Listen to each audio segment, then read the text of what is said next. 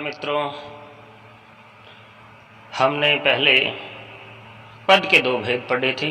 पद के दो भेद होते हैं, एक विकारी और दूसरा अविकारी यानी अव्यय। उसके पश्चात हमने विकारी शब्दों में संज्ञा का विस्तृत रूप से अध्ययन किया था। आज हम विकारी शब्द सर्वनाम का अध्ययन करने जा रहे हैं। तो देखो मित्रों, सर्वनाम जैसा कि नाम से विदित है, सर्वनाम शब्द दो शब्दों से मिलकर के बना है। सर्व धन नाम। सर्व का अर्थ होता है सबका नाम, यानी सर्व प्लस नाम यानी सबका नाम ही सर्वनाम है। परिभाषा की बात करें तो वाक्य में संज्ञा के स्थान पर जिन शब्दों का प्रयोग किया जाता है उन्हें सर्वनाम कहते हैं। जैसे उदाहरण देखते हैं, रामदेव विद्यालय जाता है। इस वाक्य में रामदेव क्या एक संज्ञा है, विद्यालय क्या है एक संज्ञा है, और इन्हीं संज्ञा शब्दों के स्थान पर दूसरे शब्द हम प्रयुक्त करते हैं, उन्हें हम क्या कहते हैं? सर्वनाम कहते हैं। जैसे रामदेव की जगह हम सर्वनाम शब्द लिखते हैं वह, और विद्यालय की जगह हम लिखते हैं वहाँ। वह वहाँ जाता है, तो ये संज्ञा है और इसके स्थान पर वह शब्द प्रयुक्त हुआ है, वह सर्वनाम है। विद्यालय संज्ञा है, विद्यालय के स्थान पर प्रयुक्त होने वाला शब्द वहाँ सर्वनाम है। देखो मित्रों, वाक्य कोई भी हो उसमें संज्ञा की पुनरुक्ति न हो, पुनरुक्ति को दूर करने के लिए ही सर्वनाम शब्दों का प्रयोग किया जाता है। जैसे मान लेते हैं कि रामदेव विद्यालय जाता है ना, फिर इसी वाक्य को हम आगे करते हैं, रामदेव विद्यालय में पढ़ता है। तो रामदेव विद्यालय में पढ़ता है न करके हम क्या करेंगे? रामदेव विद्यालय जाता है, वह वहाँ पढ़ता है, यानी रामदेव संज्ञा शब्द का दूसरी बार प्रयोग न करके हम सर्वनाम शब्द वह का प्रयोग करेंगे, और विद्यालय शब्द संज्ञा शब्द की जगह वहाँ सर्वनाम शब्द का प्रयोग करेंगे। तो सर्वनाम के भेद की बात करते हैं तो सर्वनाम के मुख्य रूप से 6 भेद हैं। नंबर 1 पुरुषवाचक सर्वनाम, नंबर 2 निजवाचक सर्वनाम, नंबर 3 निश्चयवाचक सर्वनाम, नंबर 4 अनिश्चयवाचक सर्वनाम, नंबर 5 प्रश्नवाचक सर्वनाम, नंबर 6 संबंधवाचक सर्वनाम। तो आज हम सर्वनाम के प्रथम भेद पुरुषवाचक सर्वनाम का अध्ययन करते हैं।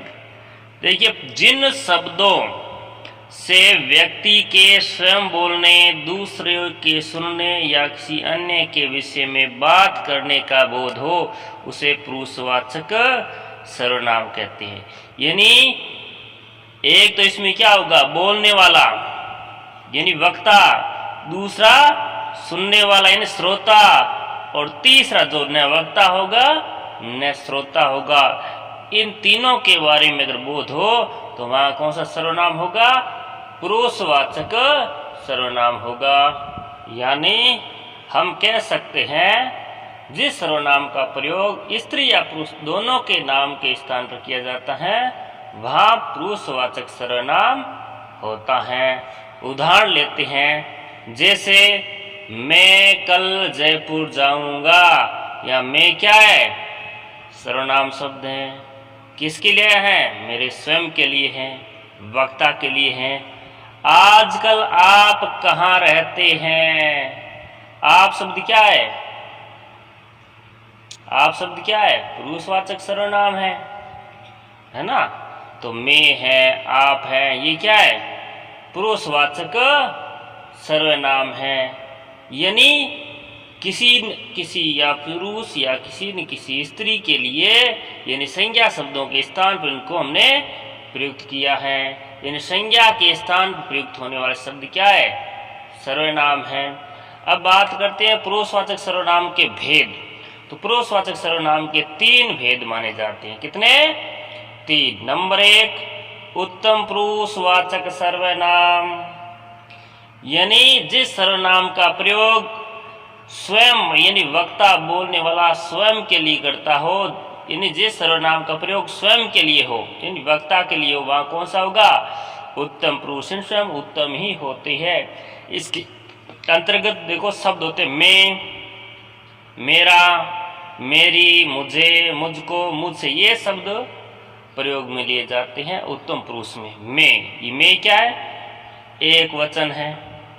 अगर इसी का बहुवचन करेंगे तो हम, ये क्या हो जाएगा? बहुवचन हो जाएगा। हमारा, हमारी, हमारे, हमें, हमको, हमसे, इन शब्दों का प्रयोग उत्तम पुरुषवाचक सर्वनाम में किया जाता है। तीसरा है मध्यम पुरुषवाचक सर्वनाम, जिस सर्वनाम का प्रयोग सुनने वाला अथवा पढ़ने वालों यानी श्रोता के लिए हो, यानी सामने वाले के लिए हो, सेकंड पर्सन के लिए हो, वह मध्यम पुरुषवाचक सर्वनाम होता है। इसके अंतर्गत कौन से शब्द प्रयोग होते हैं? देखो तुम, तो, तुम, तुम्हारा, तुम्हारे, तुम्हें, तुम्हारे, तुमको, तुमसे। और इनका अगर आदर्श सूचक शब्द की बात करें तो आप, आपका, आपकी, आपके, आपको, आपसे, इन शब्दों का प्रयोग जहां किया जाता है वह मध्यम पुरुषवाचक सर्वनाम होता है। अब बात करते हैं तीसरा अन्य पुरुषवाचक सर्वनाम, वे सर्वनाम शब्द जिनका प्रयोग बोलने तथा सुनने वाला व्यक्ति किसी अन्य व्यक्ति के लिए प्रयुक्त करता है, यानी वे शब्द जो न स्वयं के लिए हो न सामने वाले के लिए हो, इन दूर बैठा कहीं व्यक्ति उसके लिए प्रयोग में जो शब्द आते हैं वो अन्य पुरुषवाचक सर्वनाम के अंतर्गत आते हैं। इनमें प्रयुक्त होने वाले मुख्य शब्द कौन से? देखो वह, वे, उनका, उनकी, उनको, उनसे, उन्हें, उन्होंने, उसे आदि, इन शब्दों का जहां प्रयोग होता है वो अन्य पुरुषवाचक सर्वनाम के अंतर्गत आते। उदाहरण के लिए वे घूमने गए हैं, वे कौन? मेरे सामने है वो नहीं, वे। उन्हें आज बज्जू आना चाहिए, उनकी जगह कोई नहीं ले सकता, वे, उन्हें, उनकी, ये शब्द क्या है? अन्य पुरुषवाचक सर्वनाम है। इस प्रकार हमारा ये प्रथम पुरुषवाचक सर्वनाम पूरा होता है। आगे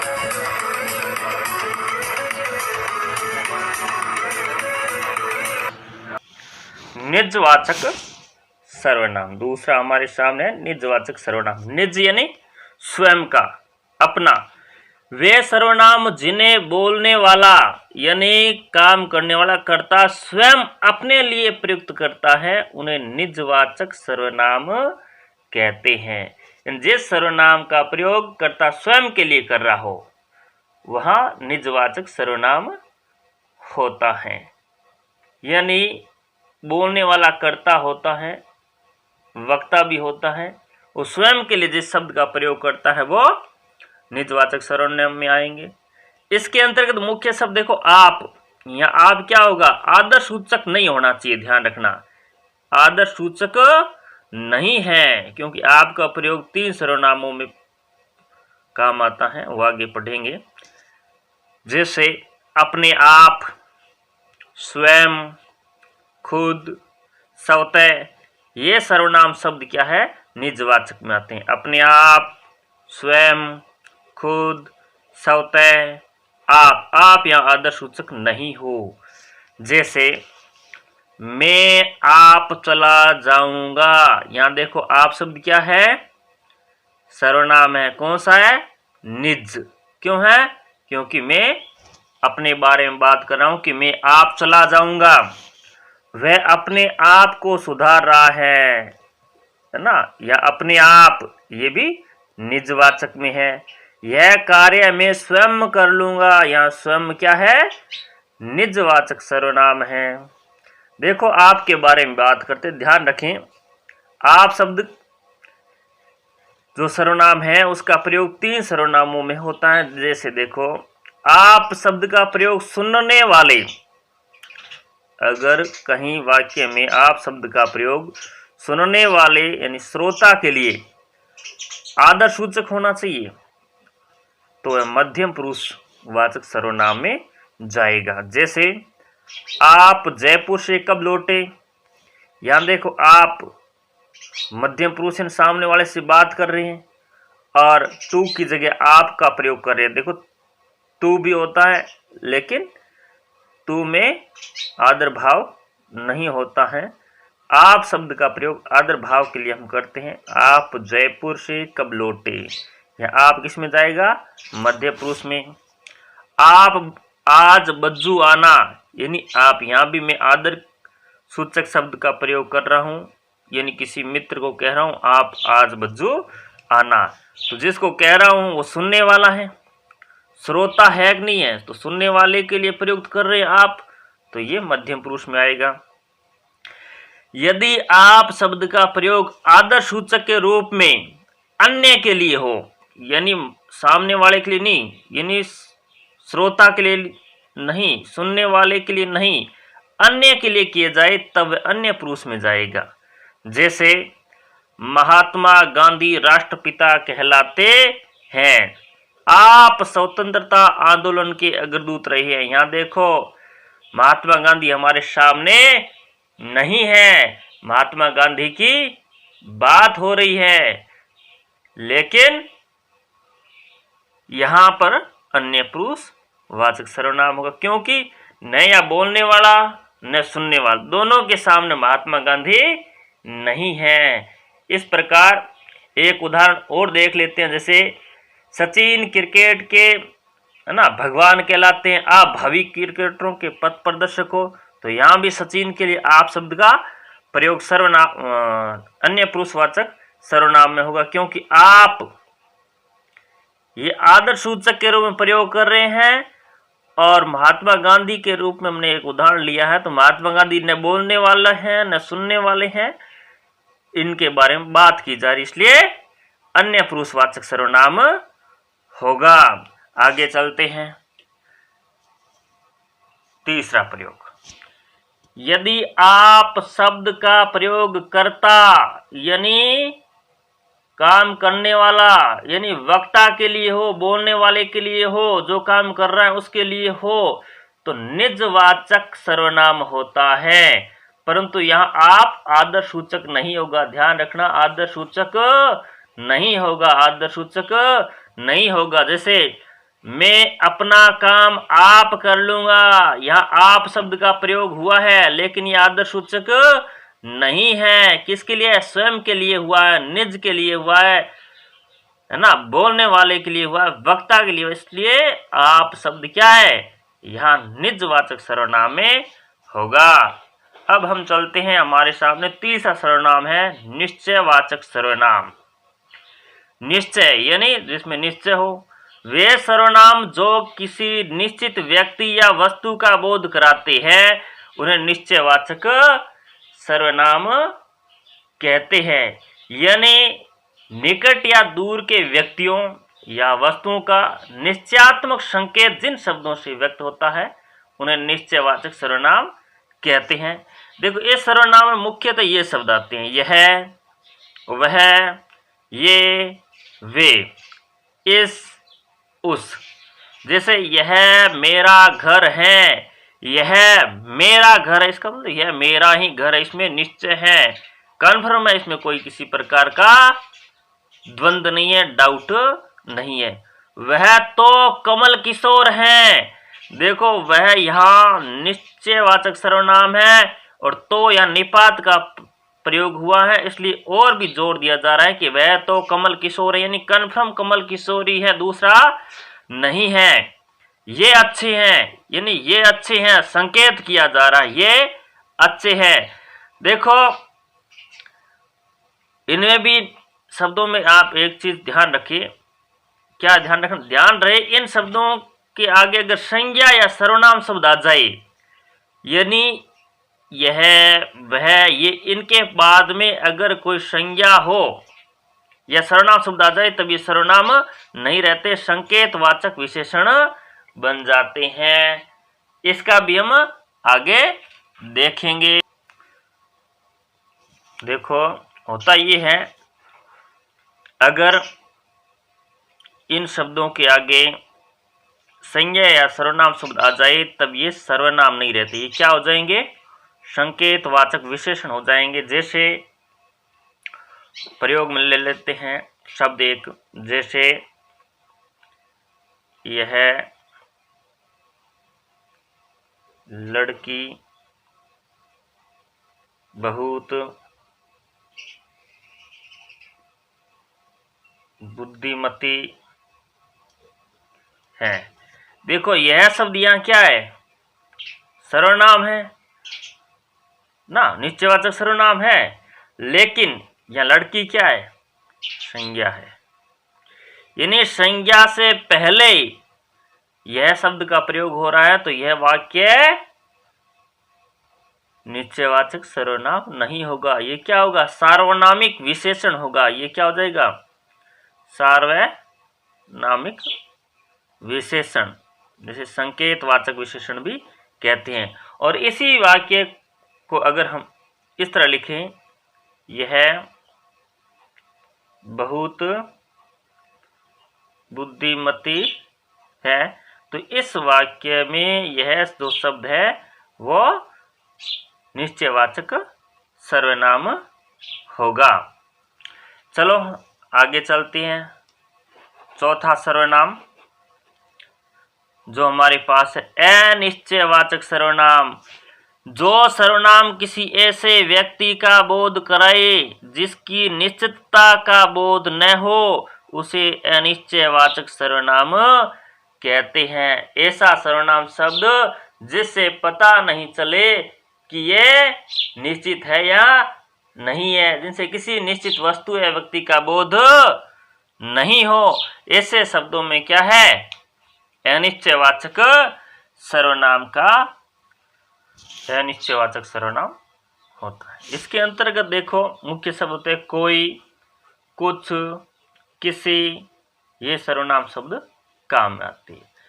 कोई, कुछ, किसी, ये मुख्य सर्वनाम शब्द हैं। इनमें देखो ध्यान क्या रखना है, कोई और किसी शब्द का प्रयोग क्या है कि हमेशा सजीव के लिए किया जाता है, यानी प्राणीवाचक संज्ञा जहां हो वहां कोई और किसी शब्द का प्रयोग किया जाएगा। और कुछ शब्द क्या है, निर्जीव के लिए काम आता है, अप्राणीवाचक संज्ञा के स्थान पर काम आता है। जैसे कोई जा रहा है, कोई जा रहा है इसका मतलब वो सजीव है। कोई जा कौन रहा है इसके बारे में कंफर्म नहीं, इसलिए अनिश्चय है। वह कुछ खा रहा है, वह कुछ क्या क्या खा रहा है पता नहीं है, लेकिन खा कुछ रहा है, पता नहीं चल रहा, निश्चय नहीं है ना क्या खा रहा, तो वह अनिश्चयवाचक सर्वनाम होगा। और कुछ क्या है, अप्राणीवाचक है। कोई द्वार पर खड़ा है, कोई द्वार पर खड़ा है, यानी पता चला कोई तो खड़ा है, लेकिन खड़ा कौन है ना, कौन, मित्र है, पड़ोसी है ना, राकेश है, सुरेश है, संगीता है, गीता है, कौन खड़ा है, नहीं खड़ा है, नहीं कोई हो तो पुरुष ही, लेकिन कौन है पता नहीं चल रहा, ये निश्चय नहीं है, इसलिए अनिश्चयवाचक सर्वनाम होगा। उसके हाथ में कुछ है, अब पता नहीं क्या है उसके हाथ में, है ना, मेरे हाथ में जैसे मुट्ठी बंद है ना, इसके अंदर पता नहीं क्या है, आपको बताऊं तब पता चलेगा, पहले कुछ पता नहीं चलेगा। जैसे डब्बे में कुछ है, डब्बे में कुछ गिर गया है ना, आवाज तो आ रही है, डब्बा बंद है, आवाज आ रही, इसका मतलब कुछ न कुछ उसके अंदर है, लेकिन है क्या ये पता नहीं चल रहा, तो वहां पर क्या होगा, अनिश्चयवाचक सर्वनाम होगा। जैसे किसी ने सच ही कहा है, सत्य की जीत होती है। देखो किसी ने सच ही कहा है कि सत्य की जीत होती है। देखो यहाँ किसी शब्द में भी किसने कहा है कंफर्म नहीं है, किसी ने कहा है, हम कहने वाला कौन है इसके बारे में पता नहीं, निश्चय नहीं, इसलिए अनिश्चयवाचक सर्वनाम होगा।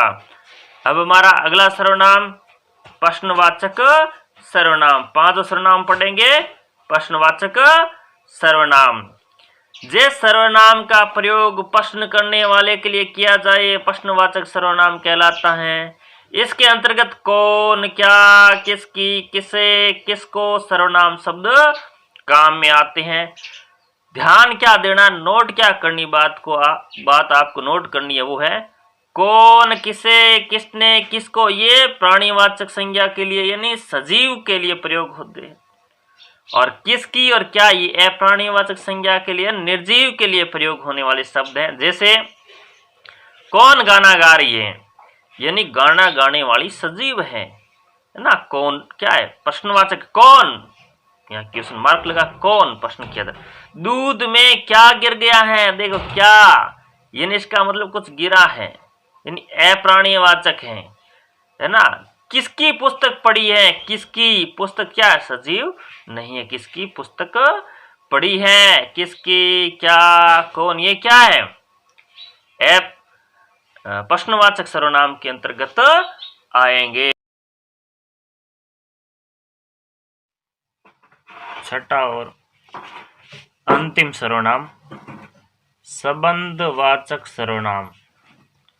जहां पर दो वस्तुओं या व्यक्तियों का पारस्परिक संबंध प्रकट होता है, वहां जो सर्वनाम होता है संबंधवाचक सर्वनाम होता है। यानी वे सर्वनाम जो दो अलग अलग बातों के स्पष्ट संबंध को व्यक्त करते हैं, उन्हें संबंधवाचक सर्वनाम कहते हैं। इसमें सर्वनाम शब्द जोड़े के रूप में आते हैं, जैसे जब तब, जैसा वैसा, जैसी वैसी, जितना उतना, जिसकी उसकी, जो वह, यद्यपि, तथापि आदि। उदाहरण देखते हैं। जिसकी लाठी उसकी भैंस, यानी जिसकी के साथ उसकी, यानी जिसका संबंध किससे है, उसकी से, जिसकी का संबंध उसकी से। जितना गुड़ डालोगे उतना मीठा होगा, उतना मीठा होगा, जितना उतना। जैसा बीज बोओगे वैसा काटोगे, जैसा वैसा।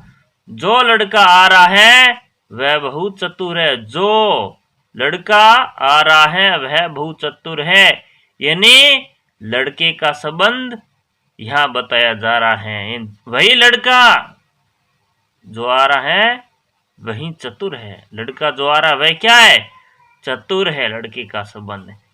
तो मित्रों, आज हमने सर्वनाम टॉपिक को विस्तृत रूप से अध्ययन किया। कल हम विकारी शब्द का अगला भाग विशेषण लेकर आएंगे। तब तक के लिए नमस्कार।